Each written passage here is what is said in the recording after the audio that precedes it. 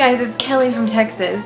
I'm here to make your Monday yummy. Today we're going to be making buttercream rum cake with Meyer's dark rum and a Betty Crocker pre-made cake mix. So you just buy the cake mix. It's golden vanilla. Any yellow cake mix will do though. I recommend yellow cake mix. Feel free to make it from scratch. I'm just trying to show you the easiest way to have a delicious rum cake. We'll also be using the buttercream icing recipe and modding it from the Wilton cookbook. You guys can see that. Feel free to pause it. All of the ingredients and the recipes can be found on my blog. If you go to the description box at the bottom of this video, you can follow the link to my blog. It's all there, so don't feel like you have to write things down as you watch the video. Just enjoy the video, and then if you like it, and then subscribe to the channel so you can see other baking videos. But then definitely check out the blog for the instructions. This video is just meant to be entertaining and a guide, and I hope you enjoy it. Here we go! So today we're going to be using the golden vanilla. I saw this at the store, had to have it. Baking mix. You can use yellow cake. Yellow cake's probably the best. And then we're going to be using the Meyer's dark rum. Also, just like the cake we did last week, we'll be making the Wilton recipe, but instead of using the almond, butter, and vanilla extracts that they sell on their line, we're just going to be using the butter and then the vanilla and then some rum for our flavorings and our icing. And then my box mix calls for some water. I'm going to be doing about half rum and half water. I really want both to be very rummy.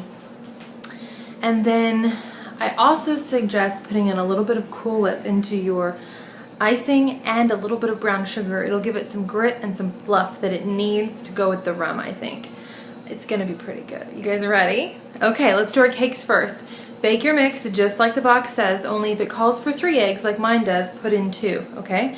And you're going to do half water and half rum for the water that it calls for. If you don't like alcohol, you can use the rum extract that they sell at the store. It's like imitation rum extract. It's just fine, and then I think there's some alcohol in it, but it's not like the Meyer's rum at all, but we like Meyer's rum, so we're using that. You also need to grease and flour your 2 8-inch pans, 8-inch diameter, yeah. I use the Wilton aluminum ones. I really like them. I actually do wash them in the dishwasher, which makes them look all crazy, but they're clean. So I put the Crisco with the vegetable oil on there, and then some flour, and then I put the cake mix in there that I've made, and then I wrap them with my Bake Even strips that Wilton sells. This is what the Bake Even strips look like. Okay, they're soaking in water right now, so they'll be ready to go. And I usually put those around each pan and stick them in the oven for however long it says to bake them for. And since it's Father's Day, I have some helpers today. Baby cameo. Baby cameo. Thanks, Dad. So I've got my mixer locked, and I'm going to put it on the lowest speed. I'm going to put in my 1/2 cup of water and my 1/2 cup of rum. Oh my gosh, guys, I'm so excited. And we'll do the eggs last.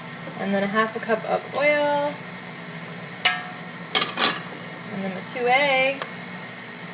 I'm going to let that get fabulous. So my cakes are made and ready to go. I've got them in here. I did divide the batter into 2 of my 8-inch aluminum pans. I do like the Wilton pans. And then I'm going to pop them in the oven for about 30 minutes per the instructions on the back of the box. If you guys have never used Bake Even strips, this is what they look like. Wilton has a newer set that I think is pretty cool. I get super excited about Bake Even strips and cake levelers because they definitely changed the way that I bake. So you'll hear me talk about them a lot if you watch these videos. So 30 minutes, here we go. Once it finishes, I'll pull it out, put them on the baking rack that I have for 15 minutes. Once they've been on the baking rack for 15 minutes, I then flip them over, and they should release very easily if you've done all the steps with the flour, the vegetable oil, and then the letting them cool for 15 minutes. Then I set the timer again for 15 minutes, and I let them sit there for 15 minutes. Now, if you're making this ahead of time, you'll want to pop those in the freezer in some saran wrap on a plate or whatever you have. If you're not making them ahead of time, do make sure they cool completely to room temperature before you ice them. If you ice a cake that is warm, you will have icing running down the side of your cake. Just a little FYI. Alright, so my cakes are finished. They're cooling on the baking rack. They look delicious. They passed the toothpick test. Now we're going to make our icing. I have my 1 cup of vegetable shortening in there. We're going to mix our wet ingredients first. I have a teaspoon of the vanilla extract, a teaspoon of the butter flavor that Wilton makes, a tablespoon of the Meyer, or 2 tablespoons of the Meyer's dark rum. I'm gonna let that go. Basically, we subbed the Meyer's dark rum for the 2 tablespoons of water that the recipe called for. Now, we're also going to be putting in 8 teaspoons of water, okay? So stay tuned for that. But for the base of the icing, 2 tablespoons of the Meyer's dark rum instead of 2 tablespoons of water. Once that's fluffy and lovely, in fact, I'm even going to turn it up to the 2nd notch on my kitchen mixer. Once it gets fluffy, we will add the 4 cups or 2 pounds, it's basically the whole bag right here, of the powdered sugar. It's confectioner sugar if you're from some other places in Texas. And then we're also going to add a 1/4 cup of the brown sugar. And then a pinch of salt. I usually add 2 pinches of salt because I feel like that salty taste is important to balance out the sweet. I think it makes the sweet taste even better. So that's what I mean. Just do a pinch and then do another pinch. Alright, once your icing base with all of your wet ingredients is kind of fluffy, in fact, a good rule of thumb is once it's kind of shiny, you can see that, once it's a little, it has a sheen to it, it tastes terrible, there's no sugar in it, then you're pretty much there. Now we're going to add our confectioner sugar, and we're going to do it basically, I kind of eyeball it, but it's about 1/3 cup at a time. If you add more than that at a time, you're going to have a big cloud of powdered sugar in your face. So if you like that, then just pour it all in at once, okay? Once you've added about half your bag of the powdered sugar, you're going to add your teaspoon, or not teaspoon, you're going to add your pinch of salt, or 2 pinches. Now we're going to add our 8 teaspoons of water. 1, 2, 3, 4, 5, 6, 7, 8. Now you may find that you need more teaspoons of water, but maybe not. We're doing that because the Wilton recipe that I showed you guys, for reference, also on my blog, that's for this stiff icing. You start with a stiff icing and you loosen it up depending on what you want to do. And to ice a cake, you need it to be a lot looser and not as stiff. And you do a spatula test that we'll do together. Now, so I go ahead and add the 8 teaspoons of water. And sometimes I need a little bit more because we're not going to be doing any decorations on the cake. It can be a looser, fluffier icing. That's why we're going to do a little bit of Cool Whip. I don't know what it's called everywhere else, but it's just a whipped topping. I'm letting it defrost on the counter. I don't know who ate that Cool Whip out of that. There's other people that live here, so.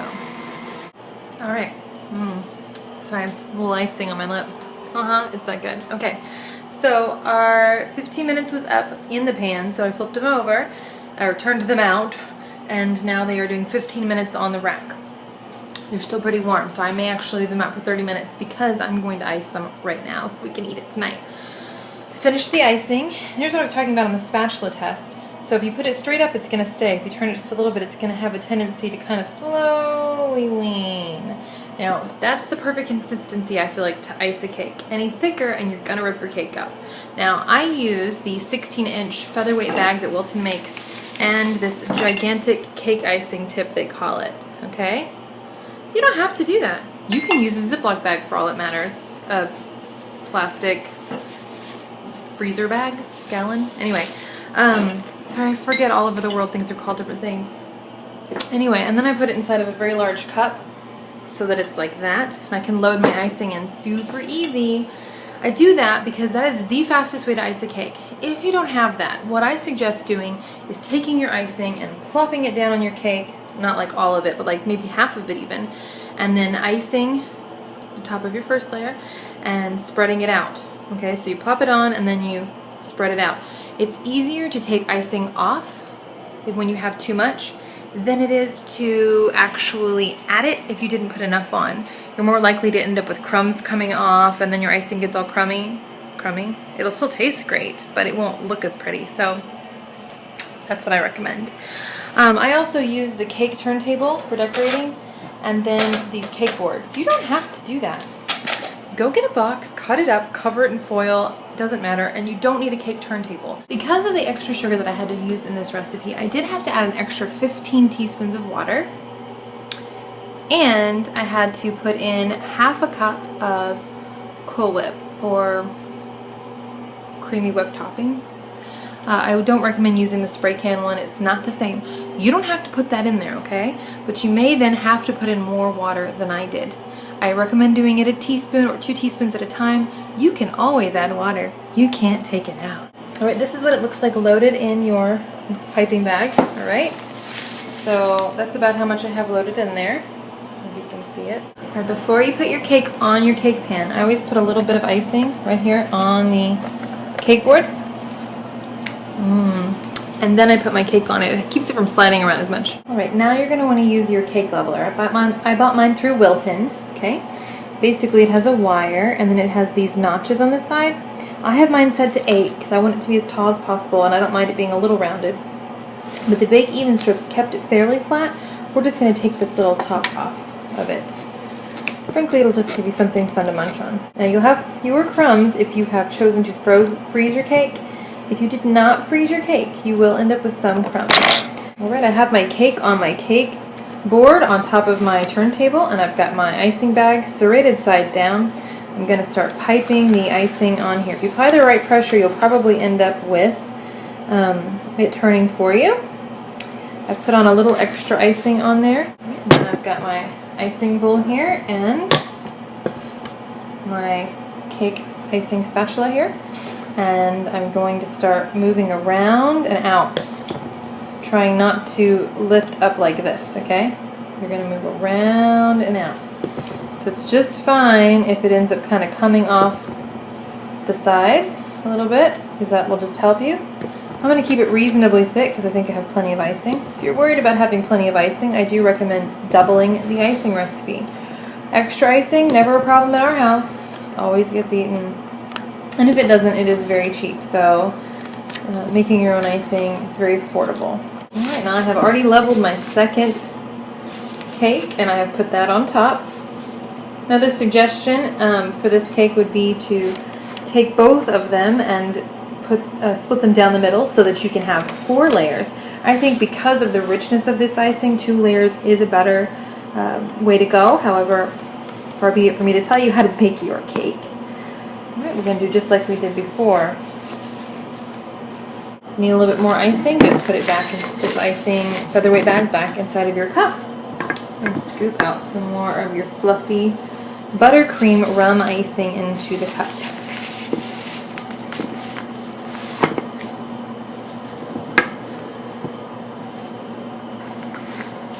Again, remember to keep that serrated side down.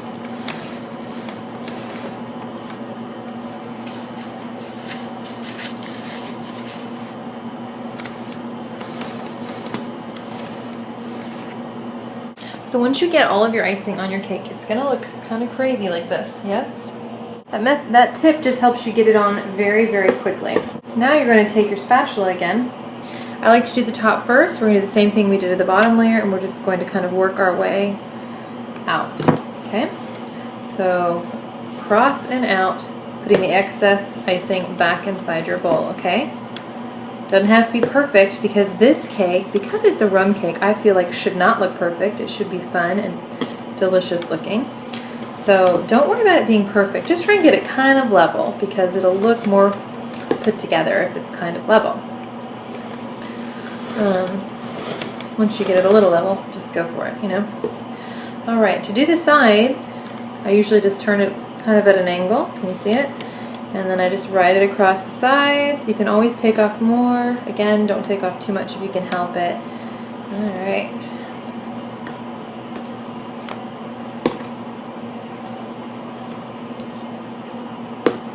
This is a very rich icing, so I'm actually very pleased with how it came out.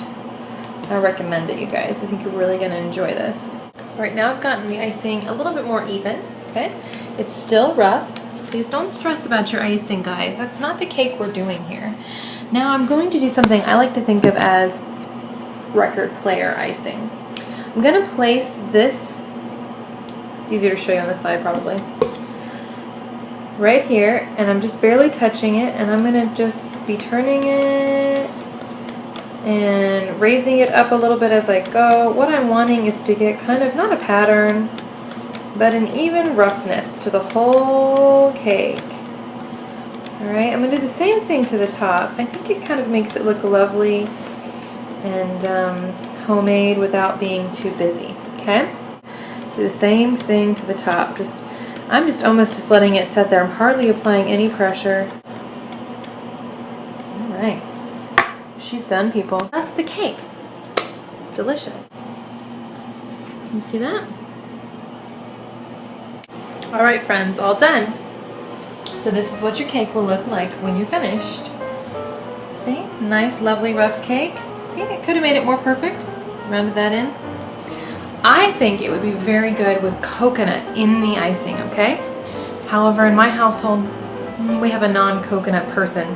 Doesn't like coconut. So I would say if you're making it at your house, you can make it with more rum if you'd like, which if I were making it for my extended family, I would do. And if you like coconut, definitely put coconut in it or just shred a little bit on top. I think coconut and rum just go hand in hand. So I hope you've enjoyed this easy to do cake, this buttercream rum fabulousness that we're going to enjoy for Father's Day. I think it makes a great Father's Day cake, a great summer cake, a great vacation cake, frankly. I don't know. Serve it with a pina colada or no, coffee. I'm having coffee with it. I hope I've made your Monday more delicious and a little bit easier, and maybe you can surprise somebody with this cake and make their Monday as wonderful as yours is going to be too. I hope you found this video helpful. If you did, please like the video, and I encourage you to watch some of our other videos and subscribe to our channel. I have other baking videos that I think you'll find very helpful, and my family and I vlog from Texas every single day. So feel free to check that out. We'd love to share our lives with you. This is just something that I really like to do. Y'all have a great week. Thanks, guys. Bye.